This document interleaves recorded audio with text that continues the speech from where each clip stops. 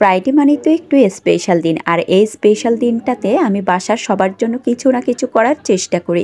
আসসালামু আলাইকুম।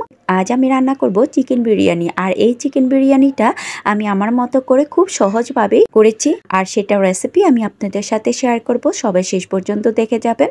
তো চলুন মূল রেসিপিতে। তো বিসমিল্লাহ বলে চুলায় একটা কড়াই বসিয়ে দিয়েছি। তো দিয়ে দিয়েছি পরিমাণ মতো সয়াবিন তেল, আর তেলটা গরম হয়ে যাওয়ার পরে এখানে আমি দিয়ে দিয়েছি অনেকটা পেঁয়াজ কুচি। পেঁয়াজগুলোকে আমি বেশ কিছুক্ষণ ভেজে বেরেস্তা করে নেব। এই তো আলহামদুলিল্লাহ পেঁয়াজগুলো বেরেস্তা করা হয়ে গিয়েছে।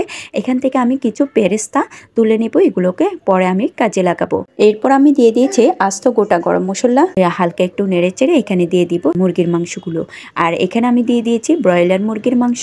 এখানে মুরগির মাংসগুলো আমি একটু বড় বড় করে পিস করে কেটে নিয়েছি। কড়াইতে মাংসগুলো দেওয়ার পরে 5 মিনিটের মতো কিছুক্ষণ ভেজে নেব। এরপর দিয়ে দিব বাটা মশলা 1 টেবিল চামচ, রসুন বাটা 1 টেবিল চামচ, আদা বাটা, আর দিয়ে দিয়েছি স্বাদ মতো লবণ। আবারও ভালো করে নেড়ে চেড়ে মশলার সাথে মিক্স করে বেশ কিছুক্ষণ এগুলোকে জাল দিয়ে নেব। এরপর আমি এখানে একটা ব্লেন্ডার জারে কিছু কাঁচামরিচ আর ধনিয়া পাতা দিয়েছি। চিকেনে যেহেতু আমি কোনো রকম হলুদের গুঁড়া মরিচের গুঁড়া ইউজ করি নাই, তাই এখানে আমি জালের জন্য কাঁচামরিচটাই ব্লেন্ড করে দিয়ে দিয়েছি, আর তার সাথে কিছু ধনিয়া পাতাও দিয়ে দিয়েছি। আলহামদুলিল্লাহ ব্লেন্ড করা হয়ে গিয়েছে। এখন এগুলোকে আমি মাংসের মধ্যে দিয়ে তারপরে কিছুক্ষণ নেড়েচেড়ে জাল দিয়ে নেব। এরপর আমি দিয়ে দিয়েছি আধা কাপের মতো টক দই। এবার ভালো করে নেড়েচেড়ে নেব। আর এখানে আমি কোনো রকম পানি ইউজ করবো না। মাংস থেকে যে পানিটা বের হবে ওই পানির উপরে আমি সম্পূর্ণ রান্নাটা কমপ্লিট করব। এরপর আমি এখানে দিয়ে দিয়েছি সমস্ত গুঁড়া মশলাগুলা। 1 চা চামচ জিরার গুঁড়া, 1 চা চামচ ধনিয়া গুঁড়া, আধা চা চামচ গরম মশলার গুঁড়া, আর এখানে আমি আলাদা করে জয়ফল, জয়ত্রী আর গোলমরিচ একসাথে গুঁড়ো করে 1.5 চা চামচের মতো দিয়েছি। এইবার ভালো করে কিছুক্ষণ নেড়েচেড়ে একটা ঢাকনা দিয়ে ঢেকে জাল দিয়ে নেব।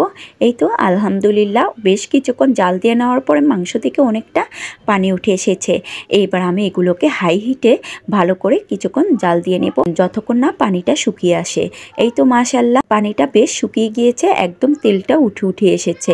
এইবার আমি চুলা থেকে কড়াইটা নামিয়ে ফেলবো। এবার চুলায় আরেকটা কড়াই বসিয়ে দিয়েছি। এখানে আমি বিরিয়ানির জন্য আলাদা করে প্রথমে পোলাওটা রান্না করে নেব। দিয়ে দিয়েছি পরিমাণ মতো সয়াবিন তেল। তেলটা গরম হয়ে যাওয়ার পরে দিয়ে দিয়েছি কিছু পেঁয়াজ কুচি, সেই সাথে দিয়ে দিয়েছি 3টি তেজপাতা। কিছুক্ষণ ভেজে নেব। ব্রাউন কালার হয়ে যাওয়ার পরে দিয়ে দিয়েছি পোলাও চাউল।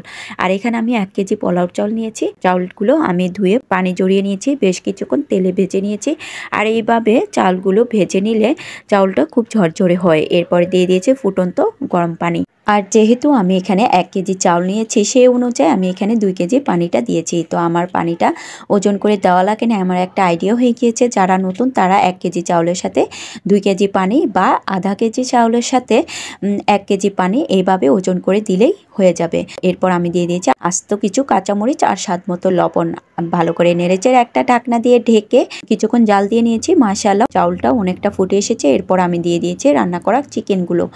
এবার আলতো হাতে নেড়েচেড়ে এগুলো ভালো করে মিক্স করে নেব। এরপর আমি দিয়ে দেব কিছু আলু বোখারা আর কিশমিশ। আবারও আলতো হাতে নেড়েচেড়ে মিক্স করে নেব। এরপরে দিয়ে দিয়েছি আগে থেকে ভেজে নেওয়া বেরেস্তা আর 2 চা চামচ ঘি। আবারও আলতো হাতে ভালো করে নেড়েচেড়ে সব কিছু মিক্স করে নেব।